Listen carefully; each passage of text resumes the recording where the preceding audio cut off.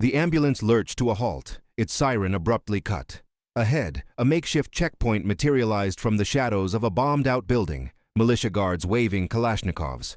Inside, a man lay sedated, his life, and the fate of an entire region, hanging by the thread of a single desperate lie. But the biggest gamble wasn't getting past these men. It was convincing them there was no gamble at all. In the fragmented, war-torn labyrinth of West Beirut, December 1986, danger was an everyday currency. But some gambles transcended mere survival, aiming instead to reshape the very foundations of power.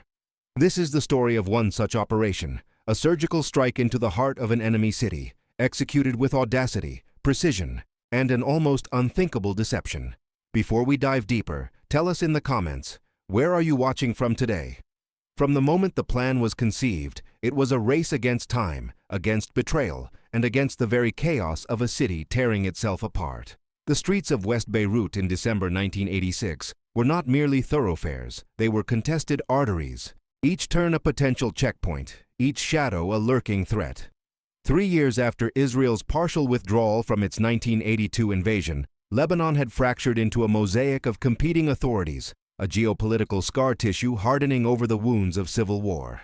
Israeli forces maintained a tenuous security zone in the south, Christian militias held enclaves to the east, and Syrian influence dominated the Bekaa Valley. West Beirut, however, had devolved into a volatile territory, effectively controlled by a shifting, often hostile, alliance of Palestinian factions and emergent Shia groups.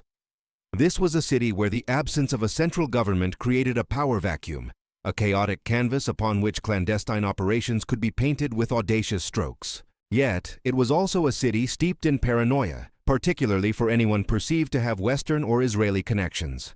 The kidnapping of foreigners by Shia militias was a grim reality, making any covert presence a high-stakes endeavor, where a misplaced word or an unfamiliar face could lead to immediate capture or worse.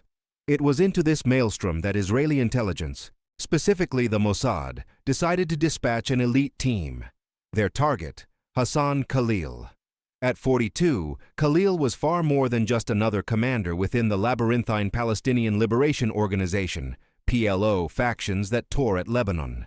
He was a veteran of Force 17, the elite PLO unit tasked with the personal protection of Yasser Arafat, a position that granted him unparalleled access and insight.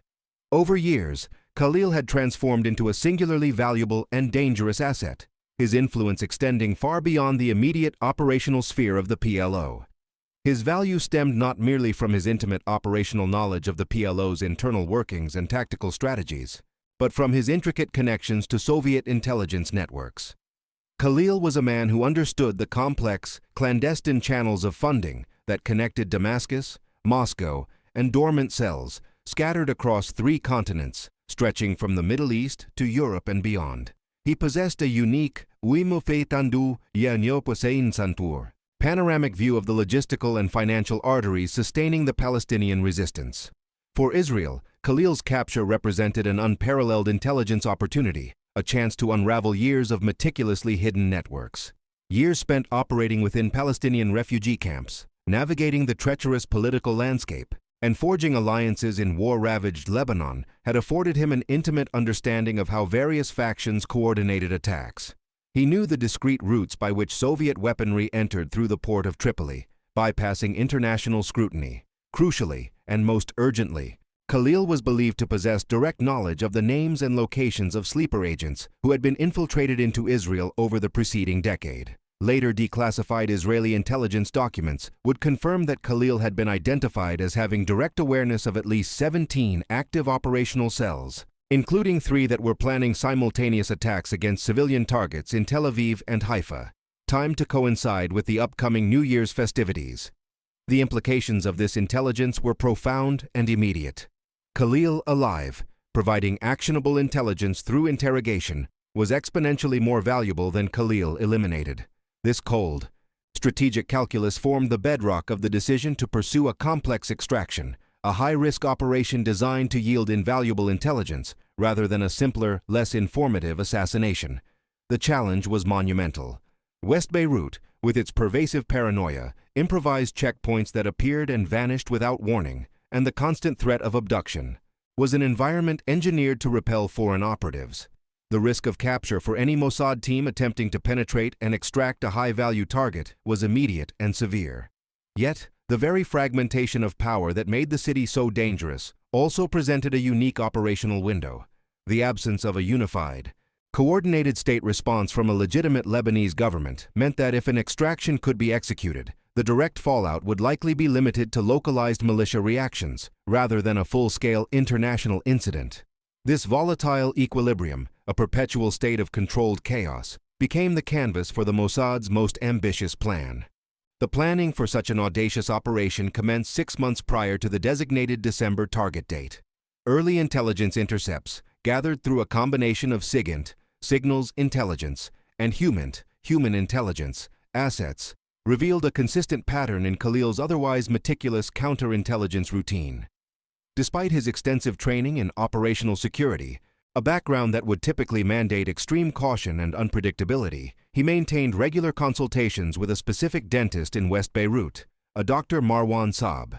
This consistent behavior, a seemingly mundane vulnerability, was driven by a genuine medical necessity, an ongoing dental issue that, over time, had grown severe enough to override his typical precautions. What Khalil did not know was that Dr. Saab, though not an Israeli agent and completely unaware of his patient's true significance, kept meticulous records of his patients, including contact addresses and telephone numbers. These records had been discreetly photographed during a brief, highly sensitive reconnaissance operation months earlier, providing an invaluable data point and the critical breach in Khalil's security. From a secure Mossad facility in central Israel, an underground command center humming with the low thrum of outdated computers and communication equipment, the operation began to take shape under the watchful eyes of its key coordinators. Rachel Ben-Ami, a 36-year-old case officer with a formidable reputation for unconventional problem-solving and an incisive analytical mind, oversaw the intelligence support and contingency planning.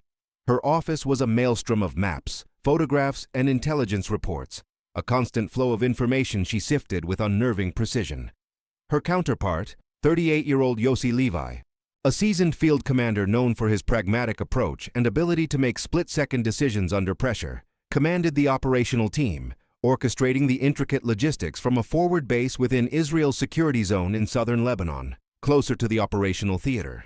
Their initial focus quickly converged on a bold, almost counterintuitive concept: exploiting the chaotic, yet paradoxically respected, infrastructure of emergency medical services within West Beirut. During the Lebanese Civil War, ambulances and medical teams had become a pervasive and indispensable sight. Amidst the rubble and the constant threat of violence, the vehicles, often dilapidated but always moving with a sense of urgent purpose, were symbols of a fragile, essential lifeline. They were rarely subjected to the same intense scrutiny at checkpoints as other vehicles. Even the most zealous militia guards often deferred to the urgency of a perceived medical emergency. More critically, organizations such as the Lebanese Red Cross and various non-governmental medical groups operated with a degree of accepted freedom, their vehicles and uniformed personnel traversing territories controlled by rival factions without immediately provoking suspicion. This created a unique operational space, a vital blind spot in the city's fractured security landscape. The premise was simple, yet audacious. Infiltrate West Beirut under the guise of medical professionals, execute the extraction of Hassan Khalil, and exfiltrate using the same humanitarian cover. It was a plan that relied not on force, but on deception, not on brute strength, but on the delicate exploitation of humanitarian necessity in a city that had all but forgotten it. The strategic brilliance lay in recognizing that in a city where trust was a commodity rarer than clean water, the universal imperative of saving a life still commanded a fleeting moment of deference. The strategic brilliance of the Mossad's plan for Hassan Khalil rested on a deceptively simple premise: exploiting the paradoxical sanctuary offered by emergency medical services within the brutal landscape of West Beirut. In a city where allegiances were constantly shifting and checkpoints enforced with arbitrary violence, the sight of an ambulance, particularly one bearing the universally recognized emblems of humanitarian aid, often commanded a fleeting, yet crucial, moment of deference. This relative freedom of movement for medical teams was not a privilege, but a grim necessity in a war-torn environment, a fact that Yossi Levi and Rachel Ben-Ami recognized as their most potent weapon. Their task was to weaponize empathy, to turn a symbol of compassion into a Trojan horse. At the heart of this intricate deception was an agent known in Mossad files only as Tamar. At 34 years old, Tamar was not merely a highly trained operative. She was a woman meticulously selected for a convergence of skills and attributes that made her uniquely suited for the unforgiving environment of 1986 West Beirut. Of Mizrahi origin, her fluency in Lebanese Arabic was absolute, indistinguishable from a native speaker, honed not just through rigorous training, but from a childhood steeped in the nuances of Middle Eastern culture. Prior to her recruitment by Mossad, Tamar had been a genuine paramedic, serving in civilian emergency medical services, imbuing her with an authentic understanding of medical protocols, terminology, and the composure required under duress. Her hands, calloused from years of treating real injuries, could move with the surgical precision of an experienced clinician, even as her mind processed multiple layers of operational data. Yet, what truly distinguished Tamar, a quality rarely quantifiable in standard intelligence assessments, was her innate ability to project professional feminine authority within conservative Arab contexts. In societies where women in medical roles were simultaneously respected for their expertise and often perceived as less threatening or suspicious than men in similar positions, Tamar could navigate checkpoints, interact with male figures of authority, and command respect in ways that a male operative could not. This subtle yet powerful dynamic, where a woman demanding assistance for a gravely ill patient might elicit a reflexive, almost chivalrous compliance, was a critical factor in the planning. It was a cultural leverage point, a psychological weapon meticulously factored into the operation's complex probability matrix. Tamar had already demonstrated this capacity in 2 previous operations in hostile territories, successfully operating under medical identities, each mission adding layers to her already formidable legend within the agency. The groundwork for the extraction began 4 months before the target date. This was a period of meticulous preparation, slowly establishing a credible, almost invisible presence within West Beirut. 2 key agents, David Cohen, 29, and Eli Mizrahi, 31, were infiltrated into the city under deep cover. They assumed identities as ambulance drivers, working for a seemingly legitimate international medical non-governmental organization, NGO. This NGO, entirely unaware of its unwitting complicity, provided a perfect, unassailable cover. Cohen, with his stoic demeanor and background in logistics, handled the mechanical aspects of their battered, yet functional, ambulance. Mizrahi, younger and more affable, managed the communications and routine interactions, his eyes constantly scanning, his ears open to the shifting tides of the city. They spent their days responding to genuine calls, transporting the injured and the sick, navigating the city's treacherous arteries, mapping out every alley, every potential escape route, and every new, impromptu checkpoint.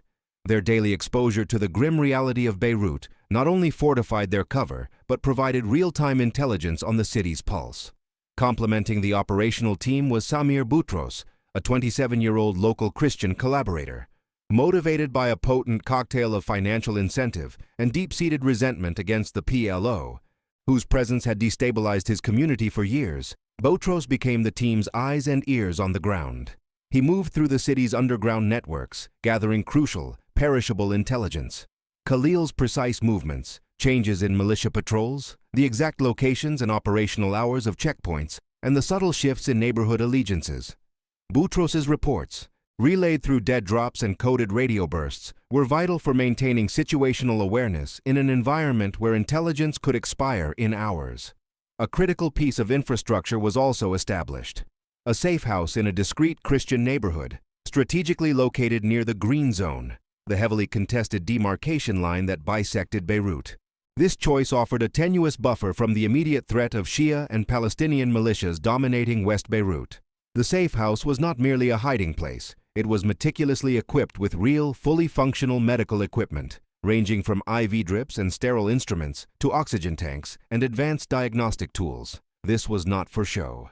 It was designed to sustain the medical cover in the event of an unexpected inspection or a genuine medical emergency, providing a layer of authenticity that could withstand casual scrutiny.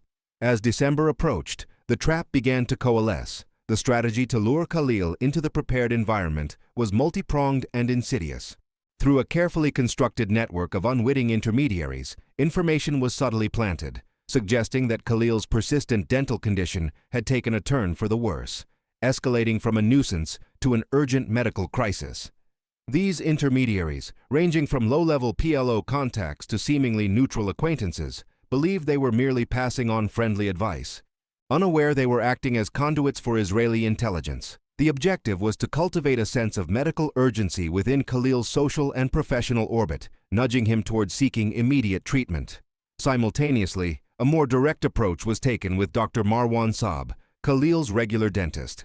Dr. Saab's clinic received a discreet phone call, originating from a secure Mossad communication hub, alleging a severe family emergency that would force the temporary closure of his practice during the upcoming Hanukkah festivities. The narrative was crafted with specific cultural and religious sensitivities, making the closure plausible and regrettable.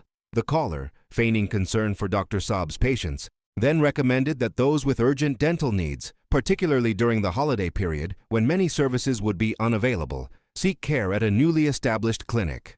This new clinic, the caller explained, had been set up specifically to cater to residents of the area during the festive season, ensuring continued access to essential dental services.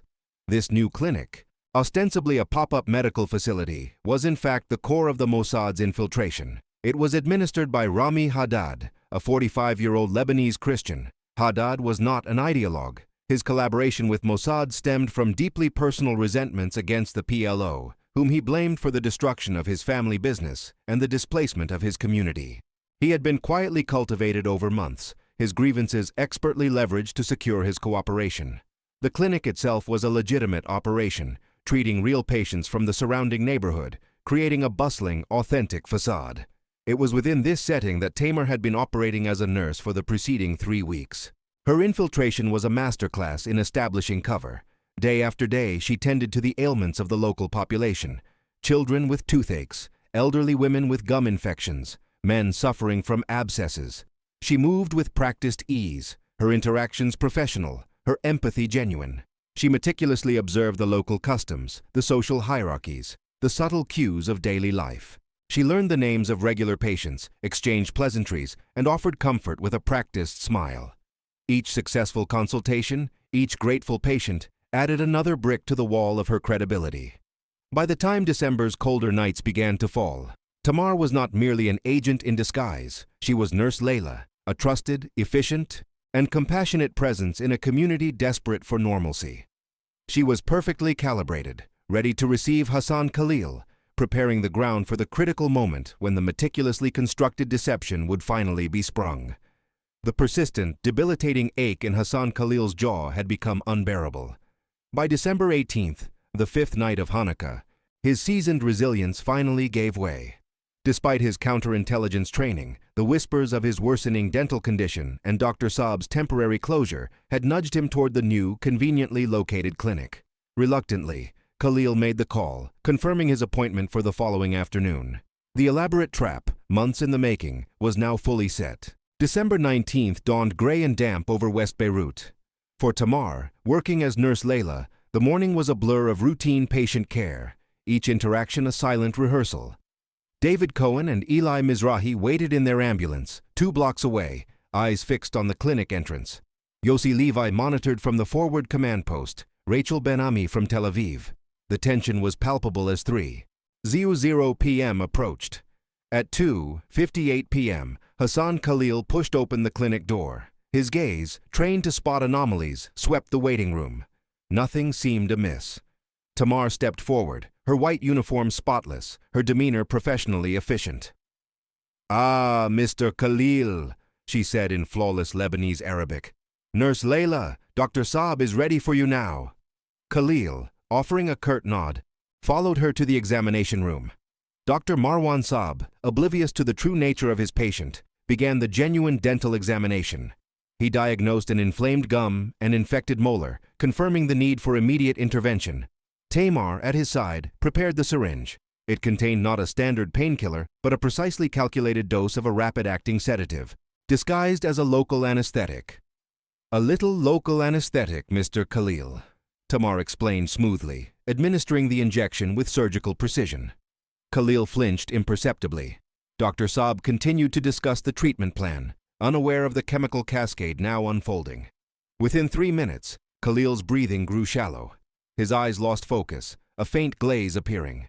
A tremor ran through his hand. Feeling a little lightheaded, Mr. Khalil? Tamar asked, her voice imbued with manufactured concern. Before Khalil could respond, his head lolled to the side, a confused murmur escaping his lips.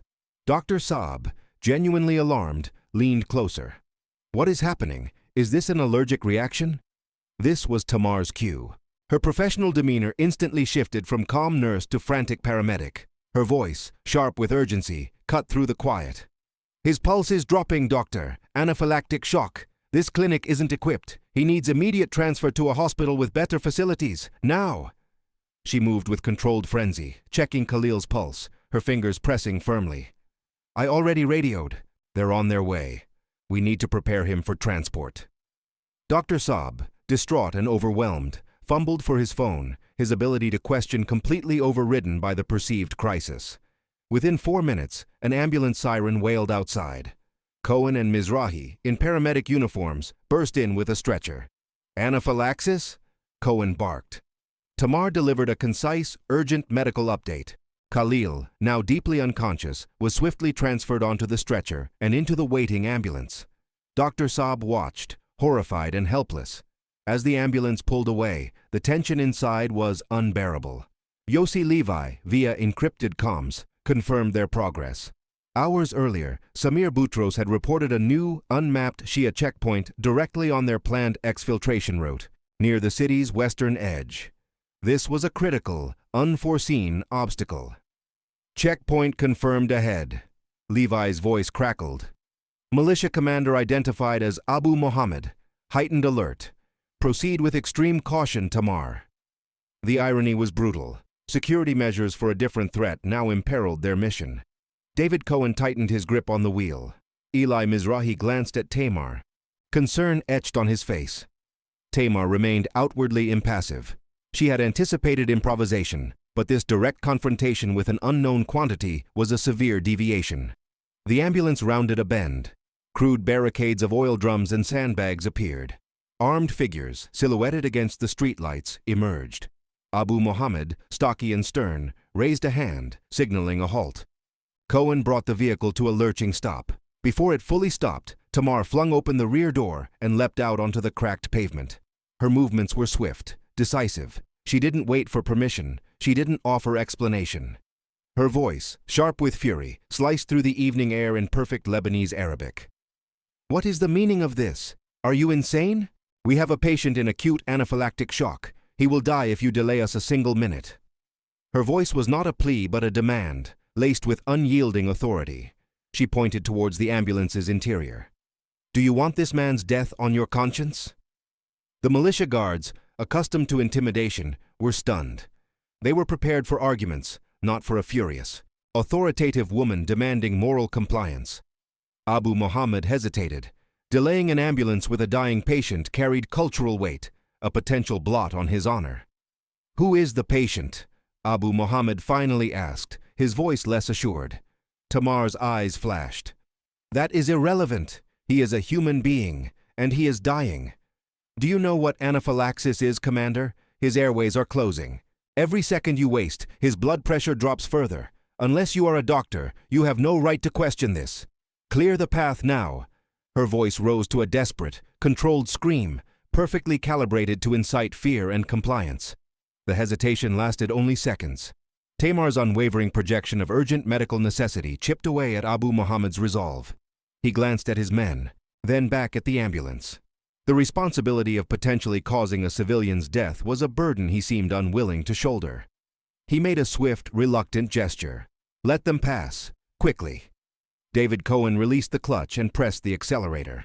The ambulance lurched forward, leaving behind the confused guards. Tamar, without a backward glance, jumped back inside. The siren blared to life. The first, most immediate obstacle had been overcome, not with bullets, but with audacious deception and the unexpected weapon of a woman's professional rage. But the escape from West Beirut and the fate of Hassan Khalil remained far from secure. The white ambulance, siren blaring, sped away from the Shia checkpoint. Inside, adrenaline still coursed, but the successful passage had come at a cost. Precious minutes consumed, shrinking their operational window. David Cohen gripped the wheel. Eli Mizrahi let out a slow breath, and Tamar, in the back, meticulously checked Khalil's vitals. Yossi Levi's voice, tight with urgency, crackled over the secure comms. Tamar, status report. Be advised, intelligence just came in. Significant increase in Shia militia activity along the coastal road. Unconfirmed reports of mobile patrols, possible naval assets mobilized. The maritime exfil route is compromised. Repeat, coastal route is no longer viable. Rachel Ben-Ami's calm but firm voice reiterated, it's too hot. The original plan, months in the making, had hinged on a swift transfer to a waiting fast boat. Now, that primary extraction vector was shut down. Tamar absorbed the information, her mind racing. Understood, Yossi, she responded, her voice betraying no hint of the drastic shift. What are the alternatives?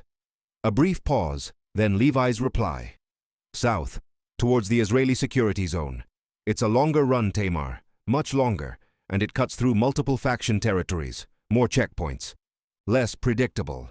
The choice was stark. South meant pushing deeper into the unknown, navigating a gauntlet of Palestinian and various Lebanese militia zones. But it was the only viable path. Affirmative, Yossi, south it is. Cohen, Mizrahi, new bearing, head south towards the security zone. Stick to main arteries as much as possible. Cohen, without a word, adjusted the ambulance's trajectory, swinging it onto a broader road angling south. The siren remained on, a desperate shriek against the encroaching darkness. The journey south was a protracted test of nerves. The initial rush of adrenaline was replaced by grinding anxiety. The streets grew emptier as night fell. An ambulance, screaming south after dark, was a beacon of suspicion. They passed through areas controlled by different Palestinian factions, each with its own armed patrols. Cohen expertly navigated the pockmarked roads, scanning for roadblocks. Mizrahi maintained low-volume comms, relaying their position and receiving updates. Tamar, in the rear, vigilant over Khalil, adjusted his position and monitored his breath, ensuring the sedative held. Approximately 2 hours and 45 minutes after leaving the dental clinic, as the ambulance neared West Beirut's southern outskirts, another obstacle materialized. This time, the checkpoint was manned by Palestinian Liberation Front, PLF, militiamen.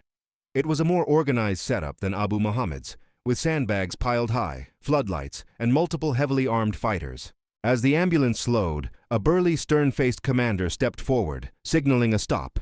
These men seemed less prone to emotional reaction, more inclined to systematic inquiry. Cohen brought the ambulance to a complete halt, its siren falling silent. Eli Mizrahi immediately opened the side door. "Emergency! Patient transfer!" he called out in Arabic. The commander, a man with a scarred cheek and watchful eyes, ignored Mizrahi. He approached the driver's side, peering intently at Cohen, then at the sedated figure in the back. "Identity of the patient?" he demanded, his voice flat. "Destination? What kind of emergency?" Tamar knew instantly the anaphylactic shock story would not suffice. These were veterans, accustomed to subterfuge. Her internal calculations were rapid. The current cover was burned.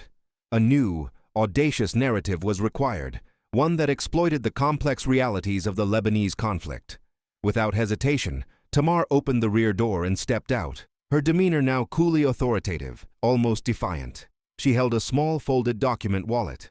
"This patient is a sensitive transfer, Commander," she stated, her voice low and firm, abandoning the previous medical urgency. She extended the wallet. "He is not a civilian. He is a high-ranking Christian militia commander, wounded in a recent skirmish. He is being transferred to their lines under a secret exchange agreement. This operation is sanctioned by multiple parties to ensure peace in the border regions." The PLF commander took the wallet, his eyes narrowing. He pulled out the falsified papers. The documents, meticulously prepared as a deep-cover contingency, identified Khalil by a Christian name, detailed his fictional rank, and bore forged seals of obscure Lebanese factions supposedly involved in negotiations. They explicitly stated the patient was not to be disturbed, emphasizing the exchange's extreme sensitivity. The commander studied the papers intently, his gaze flickering between the documents and the figure in the ambulance. He knew such secret exchanges were common in Lebanese civil war politics. Interfering could have unforeseen repercussions, disrupting fragile truces or sparking unintended retaliations. The very secrecy lent it a twisted credibility. He turned to one of his men. "Verify these seals. Cross-reference any intelligence." The militiaman took the documents and retreated to a nearby hut. Tamar remained silent, her face a mask of controlled patience. She understood the internal deliberation. The guards were swayed not by truth, but by plausible possibility. The fear of disrupting a sensitive, clandestine operation, even one between factions they opposed, often outweighed the immediate desire to exert control. Prudence was their strongest ally. Minutes stretched. The militiaman returned, shaking his head slightly, indicating no immediate contradictory intelligence. The commander, still skeptical but weighing the risks, handed the documents back to Tamar. His gaze swept over Khalil again, noting the deep unconsciousness, consistent with a severely wounded man. Waking him could jeopardize a delicate negotiation. "This road is dangerous for such a sensitive operation," the commander finally said, his voice grudging. "You should have sought a safer route." It was not an apology, but a subtle admission of his decision. "Pass." Tamar merely inclined her head. "Thank you, Commander. May peace find us all." She returned to the ambulance. David Cohen wasted no time. The ambulance surged forward, leaving the second checkpoint behind. The final leg was an agonizing blur. The landscape changed, urban sprawl giving way to rugged terrain. Checkpoints became less frequent, then finally were replaced by the disciplined presence of Israeli military patrols. At precisely 9:47 p.m., approximately 6 hours and 47 minutes after Hassan Khalil had walked into the dental clinic, the ambulance crossed into territory controlled by Israeli forces in southern Lebanon. The transition was immediate and stark. A tactical team, led by Yossi Levi, waited. Khalil was swiftly transferred from the ambulance to a waiting military helicopter, its rotors already spinning. Israeli medics took over his care as he was secured for the flight. Tamar watched, a silent sentinel, as the helicopter lifted off into the night sky, its lights quickly disappearing towards Israel. The extraction was complete. For Tamar, Cohen, and Mizrahi, physical exhaustion was immediate, but the mental decompression would take longer. They had navigated a deadly city, faced down 2 armed checkpoints, and pivoted their entire strategy mid-mission. They had saved Hassan Khalil's life, only to deliver him to captivity. The mission was a success, but its true cost and long-term consequences would only begin to unfold in the weeks and months to come, far from the chaotic streets of West Beirut. The military helicopter, its rotors a thrumming beat against the cold Lebanese night, ascended swiftly, its red and green lights receding into the darkness above. On board was Hassan Khalil, his unconscious form secured by Israeli medics, now just a high-value asset being transported to a secure interrogation facility in Israel. For Tamar, David Cohen, and Eli Mizrahi, standing on the dusty ground of the security zone, the extraction was physically over. The immediate danger had passed, but the complex repercussions of their audacious operation were only just beginning to unfold, rippling outwards from the chaotic heart of West Beirut. Back in the city, the immediate aftermath was marked by confusion. Dr. Marwan Saab, genuinely distraught by what he believed was a severe allergic reaction to his anesthetic, initiated a frantic search for his patient. He contacted local hospitals, emergency services, and even private clinics, desperate for news of Mr. Khalil's condition. His calls, however, yielded no confirmation of admission, no trace of the patient. The absence of information gnawed at him, fueling a growing unease and a gnawing self-doubt about his medical judgment. His initial alarm slowly transformed into a deeper bewilderment, then a cold suspicion. The efficient, authoritative nurse Layla had vanished, the ambulance had disappeared, and his patient was simply gone. Khalil's family, initially informed of a sudden medical emergency, began their own inquiries. Their attempts to locate him mirrored Dr. Saab's futility. In the fragmented, war-torn reality of 1986, Beirut, however, disappearances were tragically common. People vanished for political reasons, criminal reasons, or simply became casualties of the pervasive chaos. The lack of a central authority, the constant shifting of allegiances, and the breakdown of civil institutions meant that there was no coherent mechanism for reporting or investigating such an event. Each faction controlled its own territory, its own information. Without a unified government or police force, there was no single entity to whom a kidnapping could be effectively reported, much less investigated. The initial confusion, therefore, did not immediately escalate into widespread alarm, but rather a localized, agonizing uncertainty for those directly involved. 3 days later, the truth began to emerge. Through clandestine intelligence channels, likely a combination of intercepted communications and careful leaks by Israeli intelligence to maximize psychological impact. Confirmation reached Palestinian organizations. Hassan Khalil was alive and in Israeli custody.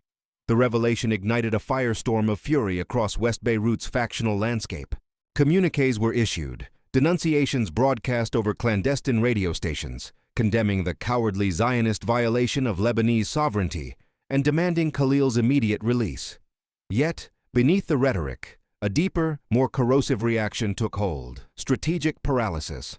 Different Palestinian factions, particularly those within the PLO, turned inward, blaming one another for catastrophic security failures. Finger-pointing, accusations of betrayal, and internal purges quickly ensued, undermining any potential for a coordinated response or retaliatory action. The lack of centralized command, ironically, became their greatest vulnerability, preventing a unified, effective counter-operation. The very chaos that facilitated Khalil's extraction now crippled any attempt to reclaim him. The diplomatic fallout from the operation was, perhaps surprisingly, contained. Lebanon, without a functional central government capable of exerting authority or commanding international respect, was in no position to issue a formal, impactful protest. Any condemnation was symbolic, easily dismissed. Syria, a major player in Lebanese affairs, opted for a calculated, strategic silence. While Damascus might have expressed pro forma outrage, its reticence was likely an acknowledgement of Israeli operational capabilities, a demonstration of force that, while directed at a Palestinian asset, also served as a subtle warning to other regional actors. There may also have been a quiet, unspoken relief in some Syrian circles that a Soviet-linked intelligence conduit, with his own complex loyalties, had been neutralized without direct Syrian involvement. The Soviet Union, Israel's Cold War adversary and a patron of many Palestinian groups, issued a routine statement condemning acts of state terrorism and violations of international law. However, this was largely rhetorical posturing, devoid of any real commitment to action, demonstrating the limits of its geopolitical will in a distant, fragmented conflict. For Israel, the operation was celebrated internally as a resounding success, a masterclass in clandestine warfare conducted in one of the world's most hostile environments. The true value, however, lay not in the bravado of the extraction itself, but in the intelligence Khalil subsequently revealed. Over weeks of high-pressure interrogation within secure facilities in Israel, conducted by seasoned Mossad interrogators, Khalil provided a trove of critical information. Later declassified intelligence reports confirm that the intelligence gleaned from him led directly to the dismantling of at least 11 operational cells, including the 3 highly anticipated ones planning simultaneous attacks on Tel Aviv and Haifa during the New Year's festivities. The names provided by Khalil resulted in arrests that disrupted intricate financing networks, exposed hidden communication methods, and revealed operational protocols that had previously remained invisible to Israeli intelligence. Lives were undeniably saved, and the immediate threat landscape significantly altered. Yet the operation also spawned significant, if often unacknowledged, unintended consequences. For Palestinian factions, Khalil's extraction served as a brutal confirmation that their assumptions about personal security, even in territories they controlled, were illusory. This sparked a dramatic increase in internal paranoia, a corrosive distrust that permeated their ranks. Commanders implemented increasingly restrictive security measures, often isolating themselves, limiting communication, and fragmenting their own operational effectiveness. The irony was stark. While intended to cripple their external threat, the operation inadvertently fostered internal chaos and inefficiency, a psychological victory for Israel as significant as any tactical gain. The operation also brought to the forefront profound ethical dilemmas inherent in modern clandestine warfare. The strategic choice to execute an extraction rather than an elimination was a cold, calculated one. Khalil alive, providing actionable intelligence, was worth infinitely more than Khalil dead, transformed into a martyr. But this decision carried its own ethical costs.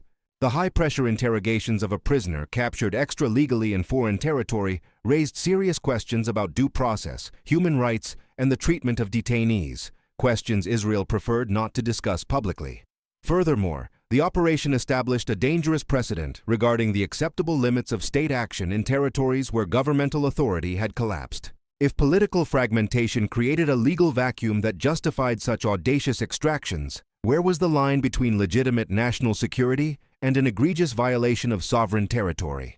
This question would resonate in subsequent international debates concerning counterterrorism operations in failed states and conflict zones, providing a contentious template for future actions.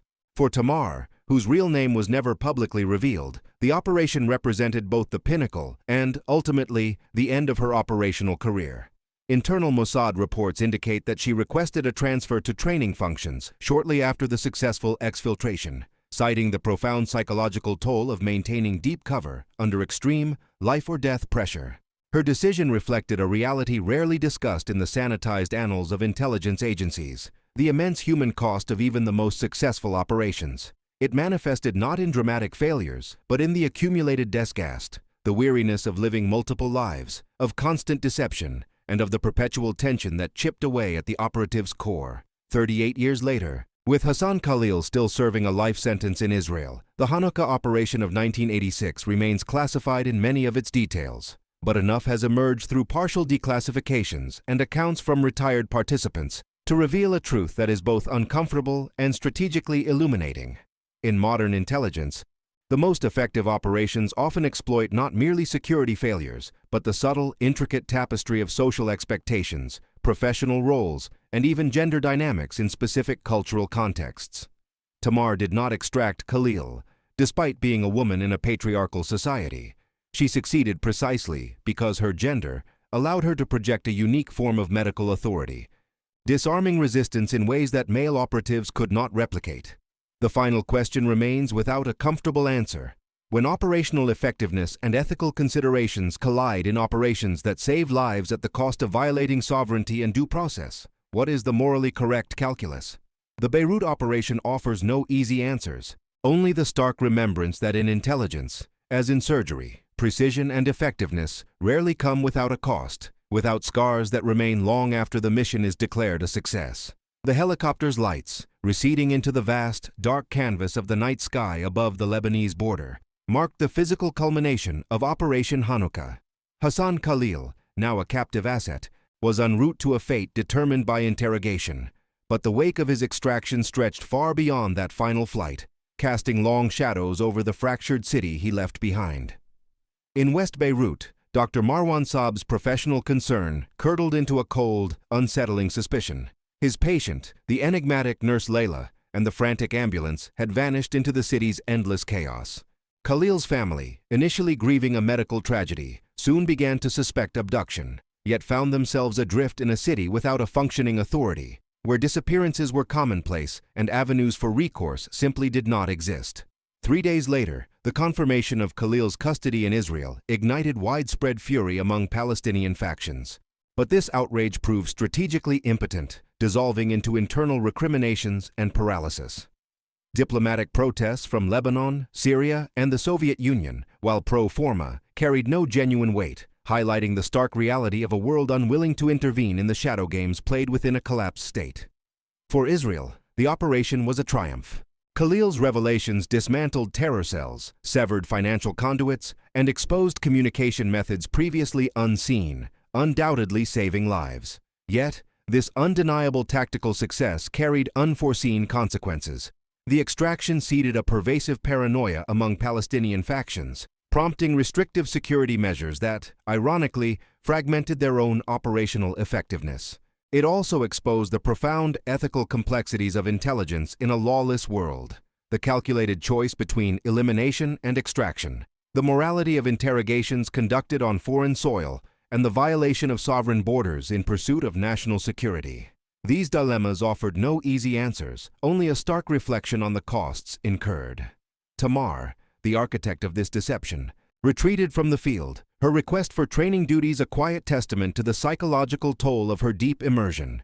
Her story encapsulates a truth rarely acknowledged: the human price of living a lie, of wielding calculated empathy as a weapon, often manifests not in grand failures, but in the silent, cumulative weariness of the soul. 38 years have passed since that December night. Hassan Khalil remains incarcerated. The Hanukkah operation of 1986 endures as a masterclass in adaptive planning and the exploitation of situational dynamics, particularly the strategic leverage found in social expectations and gender roles. Tamar succeeded not despite her identity as a woman in a conservative society, but precisely because of it, her professional authority disarming those whom a male operative could not. The legacy of this operation persists, a testament to its effectiveness, yet it continues to provoke uncomfortable questions. What are the true boundaries of state action when sovereignty falters? When the preservation of life in one nation demands moral compromises in another, where does the balance lie? These are not easy questions, and the answers remain as elusive as the shadows in which such operations are conceived. We invite you to consider these complexities and share your perspectives in the comments below. For more investigations into the shadow wars and clandestine operations that shaped our history, explore our extensive archives. And to ensure you don't miss our next deep dive into the hidden chapters of global conflict, be sure to subscribe to Black Protocol and hit that like button.